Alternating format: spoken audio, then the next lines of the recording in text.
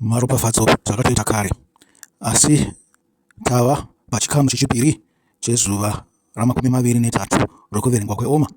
Zvireva kuti tapedza vhiki 2 tichiverenga Omer. Ngatitangei nokunzwa zvatiri kutaura pamusoro pazvo. Nhasi tiri kutaura pamusoro perunyararo. Zvikanzi nyika yose inoda runyararo, naizvozvo runyararo kana rusiri muvakuru, mhirizhonga ichavapo. Zvikanzi vakuru vanofanira kurakidza kuda runyararo, kuda rugare, nairo rugare runofanira kunge ruchibuda ruchionekwa pavari, ruchipenya, ruchipindawo muvanhu vavanenge vachitungamirira.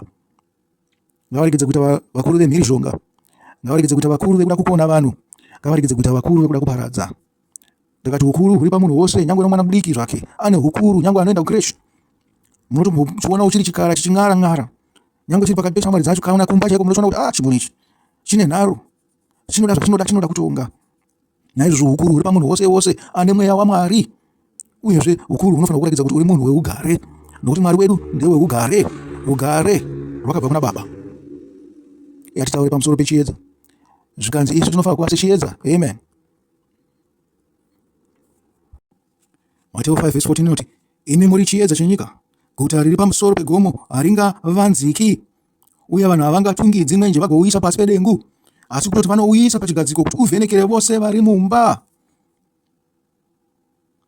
Nenzira imwe cheteyo chiedza chenyu ngachivhenekere pamberi pavanhu, kuti vaone mabasa enyu akanaka, vagokudza Baba venyu vari kudenga. Amen. Munoziva zvinowanzokanganisika pautungamiri ndezvokuti tinenge tichida kuti isu tikudzwe. Mutungamiri wose anoda kukudzwa, anoda kugonzi ndiye anogara pachigaro nokusingaperi. Kana uri baba unongoda kuramba uri baba, hauzivi kuti baba hwako hunopera pazuva rinorora mwanakomana wako kana kuroorwa kwemwanasikana wako. Mwanasikana wako atova nemumwe baba, nomwanakomana wako atova baba wemhuri yake. Asi tinoramba tichida kuramba tichikudzwa isu, tichiti ngavatiteerere mitemo yedu. Ivo vava nedzimba dzavo. Shoko richibuda kuti kana mukadzi kana murume achabva pana baba wake namai vake agononamatirana nei nomukadzi wake, ivo murau waMwari tinouramba. Nekuramba tichida kuti isu tirambe tichikudzwa tiri madzibaba. Vanhu vanoda kutonga, vanhu vanoda simba, asi havana chiedza chakanaka. Havasi kuita chiedza chino umwari mukati, nekuti chiedza chose chinofanira kunge chiripo kuti baba vakudzwe. Naizvozvo hukuru noutongi hwose huripo kuti baba vari kudenga vakudzwe.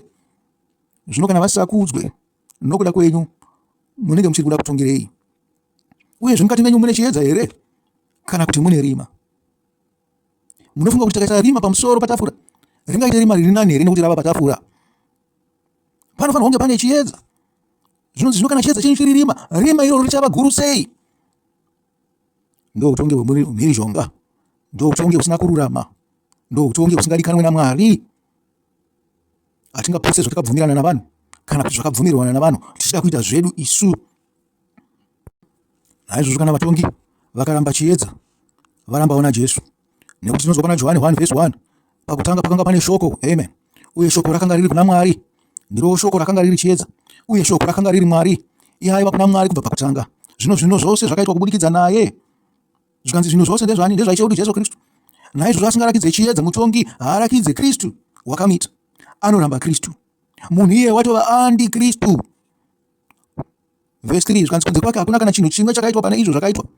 Zvikanzi wakadzura chiedza changa chiri mumwoyo make munhu iye, akaisa chirima pachinzvimbo chaKristu. Zvikanzi munhu iye aisa rima asisina upenyu. Amadiwa, ngatitungamirwe nevanhu vane upenyu mukati mavo. Takatungamirwa navakafa, tingazova chii? Hatingava vanhu vakaora here? Zvinandisaka huori hwazara mukati menyika. Zvikanzi maari mai vano upenyu, uye upenyu ihwohwo hwaiva chiedza chavanhu. Chiedza chinovhenekera murima, asi rima harina kuchikunda. Nyika yedu yakundwa nerima, rima razara munyika. Naizvozvo kana tichivhota, kana tichitonga, kana tiri mudzimba dzedu, tinenge tichiitira rima. Rima iro riri kuramba richikura, navanoona vanotoona kuti vanhu vari murima ava vanhu vakafanirwa kuparadzwa. Rambai rima muri chiedza. Zvikanzi 6, pakanga pano, aiwa iyi yakwaJohani tinoisiya hatinangoiverenga zvedu. Zvikanzi pakanga pano murume akatumwa achibva kuna Mwari, zita rake rainzi Johani. Iye akauya sechapupu kuzopupurira chiedza chiya kuitira kuti vanhu vatende kubudikidza naye. Amen. Ndosaka muchizwa Jesu achiti, Johani akanga ari pakati penyu, wanga uri mwenje wamakada kuita sei? Wakava neni chinguva chipfupi. Naizvozvo zviri kunzi Johani wakapupurira chiedza, zvinoreva kuti Johani pachake naiye wakanga uri chiedza. Aipupurira chiedza, aiita sezvinoda chiedza. Zvikanzi kuitira kuti vanhu vatende kubudikidza naye. Zvikanzi kuti tisimbise nyika, tinofanira kunge takabatana tichitaura nenzwi rimwe chete, tichitana nenzwi rimwe chete. Azvide kuti hapana kupokana, hapana kutsukudzana, kuzunzana kuti tibude pachoka timire pachiedza. Naizvozvo ivo vanoti aiwa kana vamwe vanhu vachida kunza rima moramba makanyarara, zvakangofanana nekutenda kuti munoda kuti rima rikutongei, hamuchada chiedza. Asi munofanirwa kumira nepose pamunokwanisa napo muchiramba rima, nokuti ndizvo zvakaita vakatitangira vaApostora, vakaramba rima nyangwe kunze kwakanga kuzere nerima. Vhese 8 akanga asiri yechiedza pachake, akauya chete ari sechapupu kuchiedza. Chiedza chezvokwadi chinovhenekera vanhu vose chainge chichizouya munyika. Amen. Tinoda utungamiriri hune chiedza. Makanzwa vanhu vachikomberana kuti kune corruption, makanzwa vanhu vachikomberana kuti ndingani corruption, makanzwa vanhu vachikomberana kuti apa pari kukanganiswa, pari kuitwa corruption. Muregedza kugadzirisa ipapo kushayiwa kwechiedza kwamuri. Mukupanzwa? Zvinoreva kuti naiye Jesu paakauya haana kuteererwa nechiedza. Vanhu vakada rima kupfuura chiedza, vakawana mugove wavo vakafanira. Kusvikira kuna 1967 kwakanga kusina Israeri. Ndikuzvinzwa. Akanga ari munyika, uye kunyange nyika yakaitwa kubudikidza naye, nyika haina kumuziva. Akauya kuna avo vakanga vari vake, asi vokwake havana kumugamuchira. Amen. Hama dzangu, tine dambudziko rekuti vana vedu hatina kuvaudza chiedza chakakwana, hatina kuvarairidza nzira yechiedza. Naizvozvo rima rinozara munyika. Kuna ivavo vashoma vakarakidzwa chiedza vachakurirwa nerima, nokuti rima rawandisa. Izvi hazvisi kubatsira nekuti vari kubva kunze vari kuuya nerimwe rima guru, nekuti rima rinoungana pane rimwe rima. Tinoda kudzikinurwa Mwari, tinoda Mwari kuti azunze nyika, chiedza chipinde, mimvuri yose itize. Asi kuna vose vakamugamuchira, kuna avo vakatenda muzita rake, akavapa simba rokuti vave vana vaMwari, vana vasina kuberekwa neropa kana nokufunga kwomunhu kana nokuda kwomurume, asi vakaberekwa naMwari. Amen. Ngatizive kuti tiri vana vaMwari, uyezve takaitwa naMwari, uyezve watinoteerera ndiye mukuru kwatiri, ndiye chiedza, ndiye mwanakomana waMwari. Tinofanirwa kuita saiye, nekuti Psalm 2 runopupurira vasingade chiedza kuti vanotambisa nguva yavo vachadadirwa naiye mwanakomana waMwari, vakauya pakuparadzwa zvokwadi. Yatiedze nepose patinoita, nepose patinapo, kuti tiunze chiedza munyika. Vanhu vatambanudzira maoko avo kune zvinhu zverima, makatadza kutsunga panguva yenzara. Mwari angadai akakuregererai akarapa nyika yenyu. Zvino nzira yamarapa nayo nyika yenyu haiziri yazvokwadi, inzira yerima. Munotoda kusukwa zvakare kuti Mwari aunze chiedza chakanaka. Amen. Amen. Saka tisu tikutaura pamusoro paJobho 29. Ndo zvatakavimbisa tikati part 2 ndiya Jobho 29. Ngatiende tinoverenga kuti ndizvo inoti chii. Amen. Jobho 29 chitangira zviri pavhesi 7. Zvanzi pandakaenda kusuo reguta ndikandogara muchivara, majaya akandiona akatsaukira parutivi, uye vatana vakasimuka. Amen. Imi munofunga kuti kana vakuru vedu vachitsaukirwa, vanotsaukirwa mune zvakanaka here? Kana kuti vanotsaukirwa nekuti vakafanirwa kutyiwa, nekuti vari pachigaro, nekuti nzira dzavanoshandisa hadzina kururama, uyezve nekuti vari corrupt, navanhu vanenge vachida kuvateverera vanenge vari corrupt. Munhu haakudzwe nekuswera akaunganirwa namauto achichengetedzwa upenyu hwake. Munhu anokudzwa achifamba munzirawo, achigara pakati pavanhu, achisangana navanhu. Izvi zvekuzvitsaura kuti kwangu nekuti ndava mambo ino, nekutsaurawo ukama hwako kuti muwe pamwe chete nemhuri yako irotadza kuzivana navanhu, hauzi utungamiri hwakanaka ihwohwo. Utungamiri une ukopokopo, utungamiri hwakaipa. Navose vanenge vari muchikwata ichocho vanenge vakaita se vakanyangadzwa netsika yakaipa, nekuti nyange Jesu paakanga ari mukuru kupfuura zvinhu zvose, waisangana navarombo, waisangana nyangwe navatadzi. Ko zvino izvi mimi munozviitira vatsvene pakuti chiko? Muri vatsvene pakuti chiini? Munozvitsaura kubva kuvanhu. Chii chatingakuyemurei nacho? Imari here? Kutsigirwa nemauto here? Kuita sei? Kana makatsauka kuvanhu, hamuzi part of vanhu. Naizvozvo hamuzi part of nyika. Tinoda vatungamiriri vanenge vari part of nyika. Zvikanzi vakuru vakaramba kutaura, vakafumbira miromo yavo namaoko avo. Amen. Ipapo tinoona mashoko aya achitsigirwa, nekuti ava vari kutaurwa ndaana soro jena vari kunzi vakura. Ngatingoenda namba verse 10 pari kunzi manzwi avakuru akanyararidzwa, uye ndimi dzavo dzikanamira kumusoro kwemiromo yavo. Amen. Zvikanzi vose vakandinzwa vakataura zvakanaka pamusoro pangu, uye vose vakandiona vakandirumbidza. Amen. Makambonzwa ine ndichitaura kuti munhu anotungamirira wakaita semuprista. Muprista ndiye munhu chiiko anoshumira pakati paMwari navanhu. Naizvozvo muprista unofanirwa kunge wakanaka, wakarurama, usina rushambwa, usina zvipomerwa. Handei pana Maraki 2 verse 5 to 9 tinzwa kuti muprista chaiye akaita sei. Maraki 2 inotaura kuti vaprista vanoyambirwa. Tovenga zvedu tichibva pana 1 to 11, asi patakananga verse 5 to 9 Zvino yambiro iyi ndenyu imi vaprista, imi vatongi, imi makurukota, imi vatungamiriri, imi maministers, imi vadzidzisi, imi vakuru vemaparasteta, imi vose vanoita basa rehurumende rokutungamirira vanhu, nemi vatongi, nemi mapurisa, nyangwe nemi mauto. Iri shoko nderenyu. Zviri kunzi zvino yambiro iyi ndenyu imi vaprista, nekuti muri pazvigaro zvakasarudzirwa kuti muitire vanhu venyika zvakanaka. Vanhu venyika vangadai vane mamwe mabasa avo, asi imi makatosarudzwa nekuti muri pazvigaro ipapo. Pamakati I beg to apply muchipuwa mabasa ikoko makasarurwa. Naizvozvo mufa hunge muri vaprista. Zviri kunzi pavhesi 2, kana imi musingateereri, haupe hamuna kurasika katiri pana Maraki 2. Tsapa vhesi 2 iko zvinozvikanzi, kana imi musingateereri uye kana musingakudzi zita rangu nomwoyo wenyu, ndizvo zvinotaura Jehovha wamasimba ose, ndichatuma kutukwa pamusoro penyu uye ndichatuka ropafadzo dzenyu. Hongu, ndakatodzituka kare nokuti hamuna kuzvipira nemwoyo yenyu kuti mundikudze. Amen. Ini ndikutaura ndakazvimirira ndichiti hapana kukudzwa kwaMwari panyika. Zvichida imi ndimi munokuona asi handikuoni. Nekuti kukudzwa kwaMwari panyika kwatove kukudzwa kwavanhu. Ndinozviona mumakereke enyu anokudza vanhu kufura Mwari. Mamwe enyu ari very corrupt. Like kumapostoli ukachaziva kuti vanoita sei. Mapostoli akambinga ari wemweya asi ane mumwe mweya. Nokuda kwenyu ndichabvisa zvizvarwa zvenyu, ndichadzura zviso zvenyu, ndichadzura zviso zvenyu nendove inobva pazvibayiro zvemitambo yenyu. Amen. Zvikanzi mabasa enyu iwawo achakudzokerai, they'll come back to haunt you. Ndozviri kutaurwa apo. Zvikanzi hapana chaunoita chisina mubayiro wacho. Chakanaka chine mubayiro wacho, chakaipa chine mubayiro wacho. Iyoyo mubayiro yezvakaipa ndoiri kunzi ndove ichadziurwa pazviso zvenyu. Zvikanzi zvibayiro zvemitambo yenyu, mibayiro yekuita kwenyu. Zvikanzi uye muchatakurwa pamwe chete nayo. Vhesi 4, uye muchaziva kuti ndakakutumirai yambiro iyi kuitira kuti sungano yangu naRevhi irambe iripo, ndizvo zvinotaura Jehovha wamasimba ose. Amen. Zvikanzi maotsi enyu amakatora muzita rangu, makazviti mava nyika, muchienda hondo maiti aiwa kuna Musikavanhu, kuna Mwari ariko kumusoro, ndikakupai nyika. Ko sungano iyoyo yakaita pamwe chete makaiputsirei? Makabvire ipapo makatanga kuita zvakaipa. Hamuna kuda nyika nekuti makanga makadzvinyirirwa here? Hamuna kuda nyika nekuti yakanga yatorwa navamwe vanhu vasiri madzibaba enyu here? Vasiri verudzi rwenyu? Ko zvino utsvina uyu hwabva kupi uyu? Mwari ari kuti handifambe nevanhu vane tsvina ini, handinei nevanhu vanogara mumatope.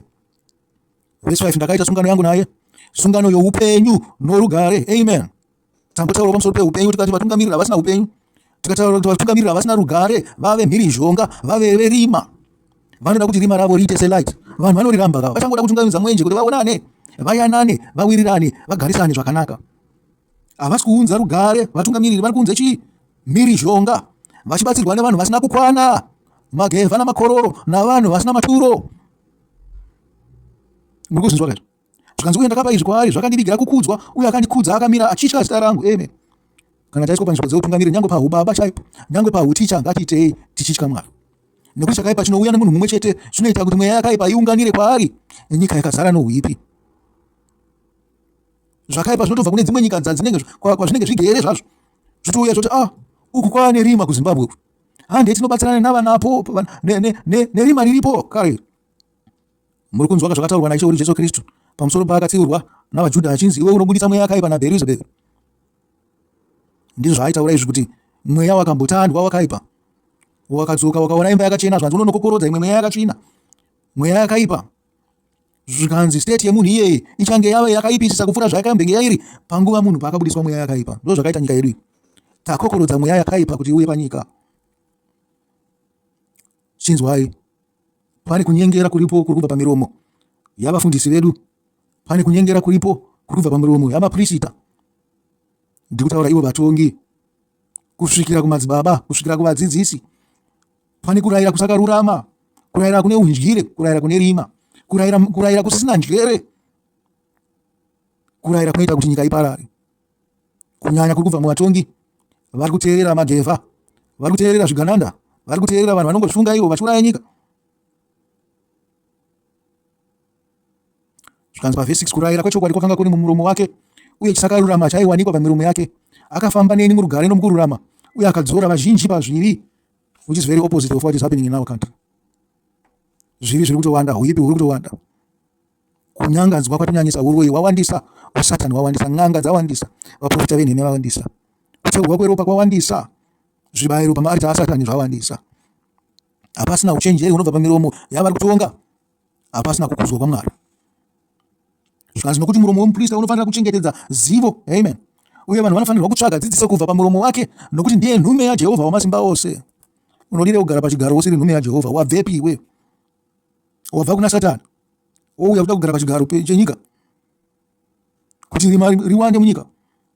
Nemiwo muchisarudzawo zvinhu zvisina maturo, muchida vanhu vakaipa zvikuru, muchida fufuro kunyanya, munopararira mafufu segonzo. Mwari ndiye Mwari, nyangwe iriko mukati mamadziva, nyangwe ikusvikwa nenyoka ndiye Mwari, anoitora akaibvisa kwamuri nenguva isipi, nokuti kune vanhu vakatogadzirirwa mari iyoyo vasiri imi. Asi imi makatsauka panzira, uye nedziso yenyu makagumbusa vazhinji. Ndozviri kuitika munyika izvi. Zvikanzi vazhinji vaenda kuna Satani, hakusina imba isawanikwe muroyi. Vanhu vari kutora zvinhu zven'anga vachiisa panzimba kuti vatsigise, kuti vazvidzivirire, kuti vashandise vabudirire. Ikoko ndiko kuputsa sungano naMwari, nokuti Mwari anoda nzanga chena, anoda dzimba dzakachena.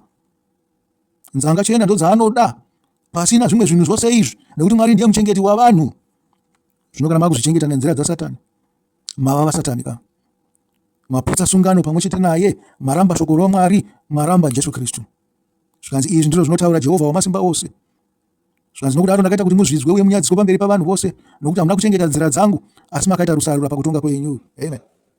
Jobho aiti akasvika pasuo reguta, vose vaimuziva, vose vokwake, vose veguta iroro vaipfumbira miromo yavo vachiti, regai timbonzwa mashoko oungwaru, tinzwe zvinobuda pamiromo yomukuru wedu uyu.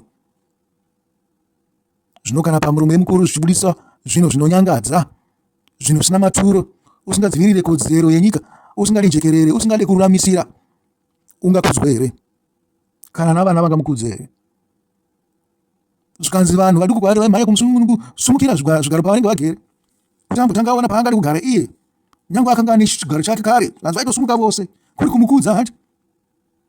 Ndizvo zvamunotaura uku, kuti tinofanirwa kusumukira vakuru mumabhazi. Mukuru haana chigaro mubhazi muyama, tose tinenge tabhadhara mari yakafanana, asi sei tichisumukira munhu mukuru? Ndikureva ivo vanenge vati chemberei, kana vanhu vakuru kwatiri, kana munhu waunoona saamai kana baba mukati meraindi rako, andika unomusumukira iye ogara pasi woumira zvako uri mubhazi. Rukudzo irwo ndo rwakanga runa Jobho, ndo rukudzo rwatiri kuti rukudzo rworugare, rwokuti kana mukuru achifamba ari oga, anofamba zvake muna Festu, akaisa sei? Akaisa maoko ake muhomwe. Asi vamwe vakuru venyu hamudi kutomboonekwapo, nyangwe makaonekwa vanhu vanenge vachitokutyai kuti zvinosingazvikwa sei. Hakuzi kuti vanhu vanenge vachikufarira ibudo, vanenge vachiridza tsamwa kabisira. Yatidzokere zvedu. Tisati tapedza ipapo, yatiende kuna Mika 2:9, timbonzwa kuti inotodini. 2:9 inotaura pamusoro pevaprofita venhema.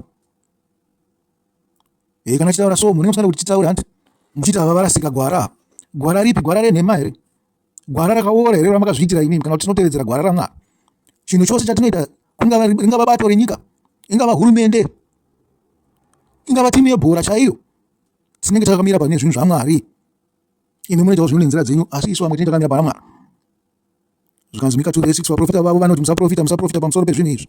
Kunyadziswa hakungatibati. Zvingataurwa here naye imi imba yaJakobho kuti ko mweya waJehovha watsamwa here? Iye anoita zvinhu zvakadaro here? Ndizvo zvatiri kutaura izvo, kuti Jehovha akatsamwa zvake, imi muchita sezvamunoita. Muchiti aiwa zvakanaka nesu, hapana chinotwana.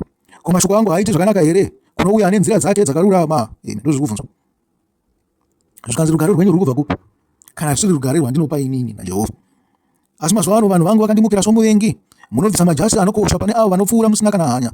Savarume vodzoka kubva mukuhondo, munodzinga madzimai avanhu vangu kubva mudzimba dzavo dzakanaka. Chinzwai apa ndo pandinodevesa apa panaka nchiti verse 9.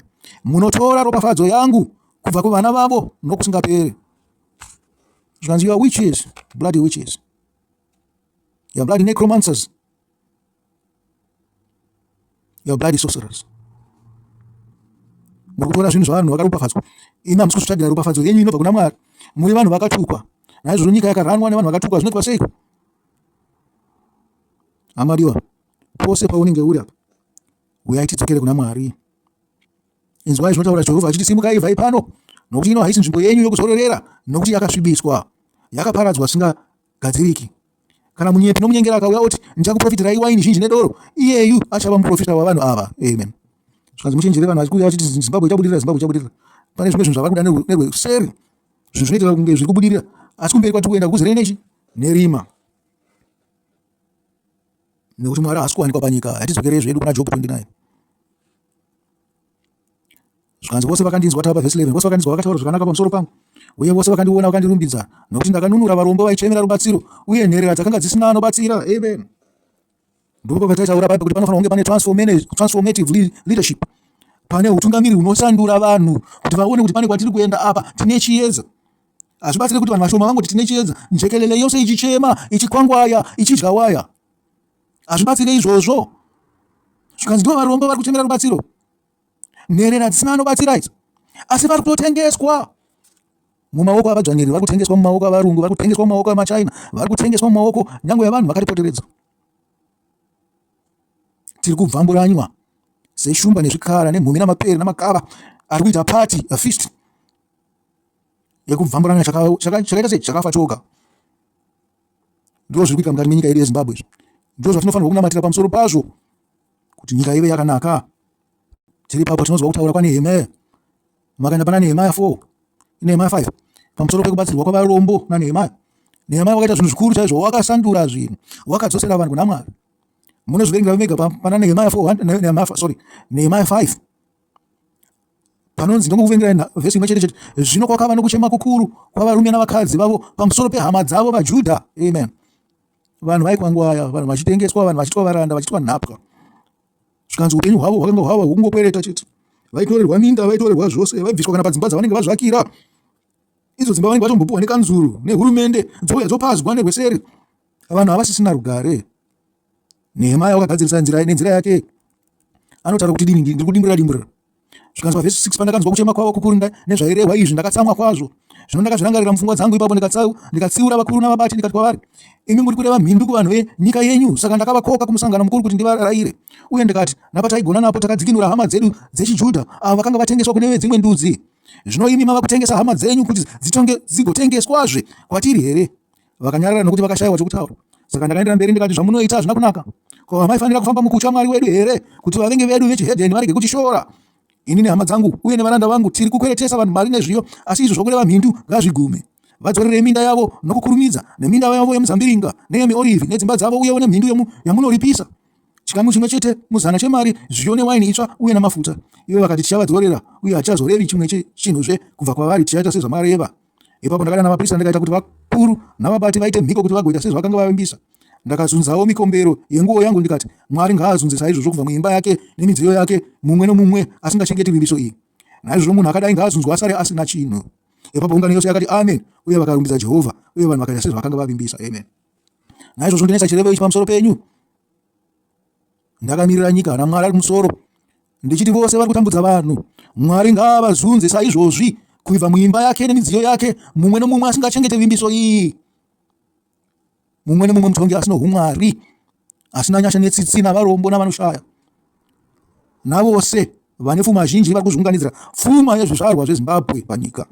Hazvinei kuti uri muchena here, uri mutema, uri weyellow here, uri weredhi here, uri karaibi blue or purple. Ichi ndo chirevo chandaisa pamberi penyu. Ndichiti naizvozvo munhu akadai ngaazunzwa asari asina chinhu. Itai amen. Amen. Nehemiah wakaita zvinhu zvizhinji. Zvikanzi wakadzosa sabata panyika. Zvikanzi ndokuti vanhu vakanga vozvidza sabata raMwari. Ndo pakabva murau uya wakagara uripo, hauzi murau mutsva wandinogara ndichitaura kuti sabata rinotanga masikati nemusi weFriday, richipera masikati nemusi weSunday. Ndakati sabata ni it's a pilgrimage. Zvakaenda nemunhu anofamba kunonamata Mwari, sezvo zvakarehwa pana Exodus 19 kunzi vaIsraeri vakabudiswa pakumanikidzwa vachibva Igupta vakafamba rwendo rwemazuva 3 kuti vanonamata Mwari wavo.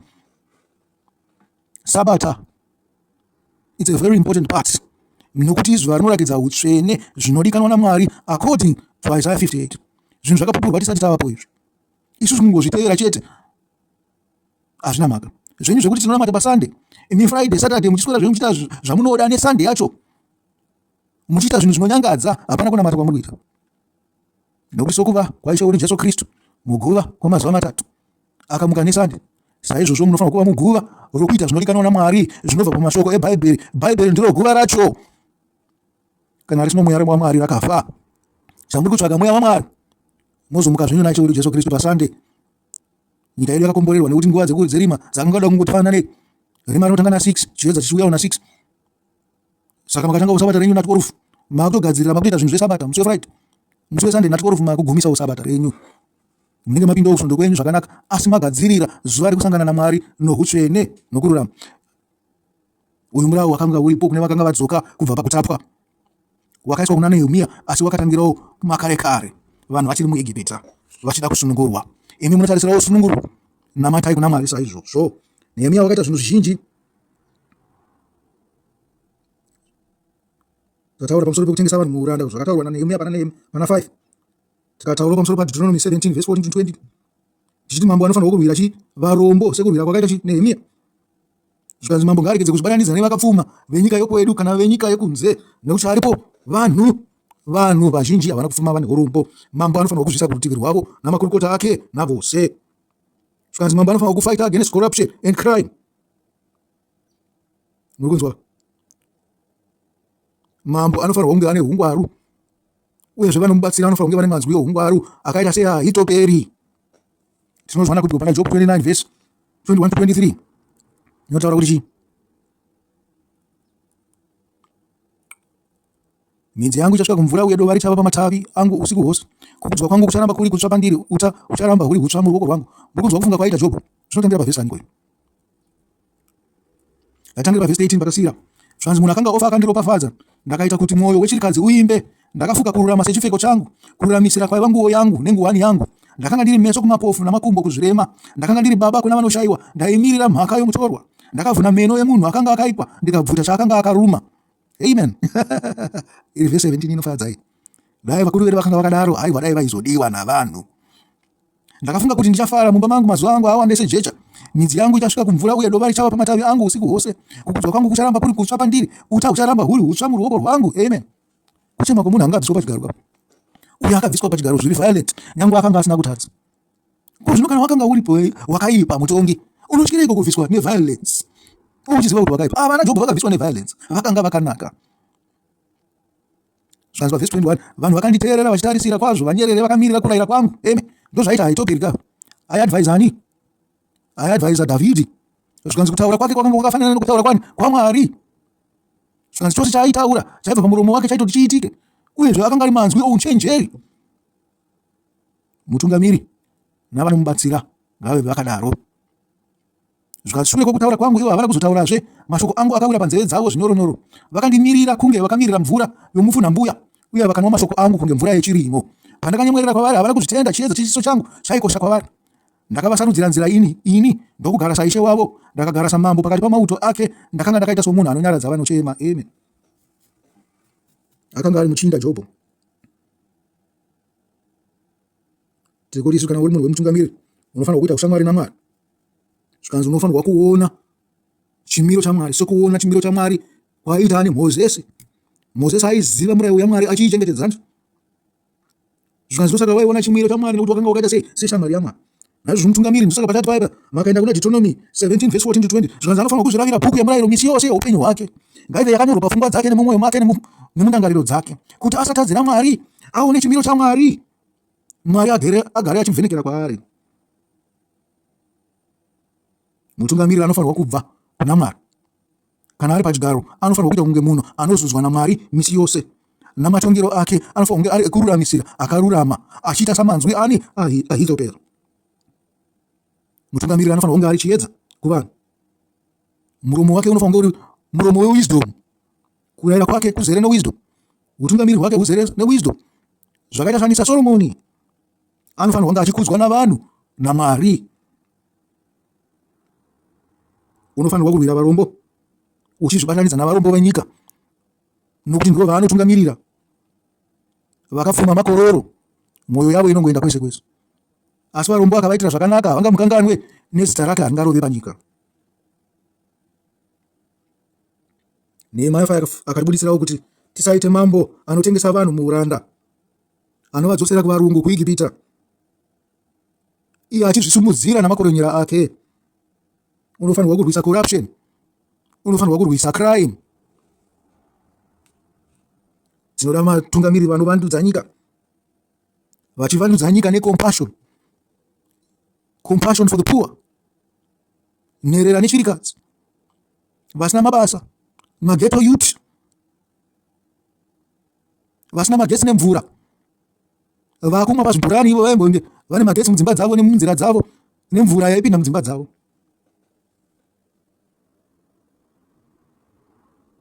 Mutungamiri anofanira kunge akaita saNehemiah, anobvisa chose chakaipa chinenge chichiitwa navanhu panyika. Anofanira kubvisa zvose zvinonyangadza Jehovha, n'anga, uroyi, zvifananidzo, vaprofita navaprista venhema. Bvisai zvose zvinosvibisa nyika. Mutungamiri anofanira kuona kuti kuchengetedzwa kwemutemo netsika dzakanaka. Hakuna nyika isina tsika. Nyika dzose dzine tsika, ngapachengetedzwe tsika dzakanaka. Hazvisi zvose zvakabva kwakuru zvakanaka. Tinofanira kusarudza zvakatinakira zvinotisa pedyo naMwari. Zvinhu zvose zvandikutaura izvo mopota muchitarisa Nehemiah 18 muchiona kuti Nehemiah akaita mareforms ake uye zvese zvaibatsira. Mutungamiri akanaka anofanirwa kubvisa zvimwe zvinamato zvisakarurama panyika. Anofanirwa kudzivirira vanhu. Anofanirwa kubatanidza nyika navanhu. Anofanirwa kuita kusimudzirwa kwekodzero yavanhu. Anofanirwa kusimbisa vhangeri.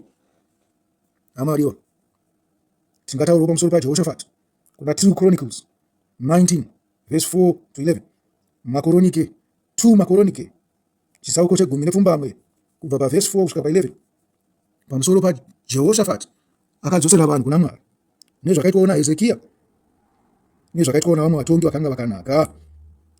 Asi kwanhasi yatingogumira ipapo zvedu, nyange tabvuruvudza tichiti haiwa, rangariri zuva ra21 rokuverengwa kweOmer chisaraye.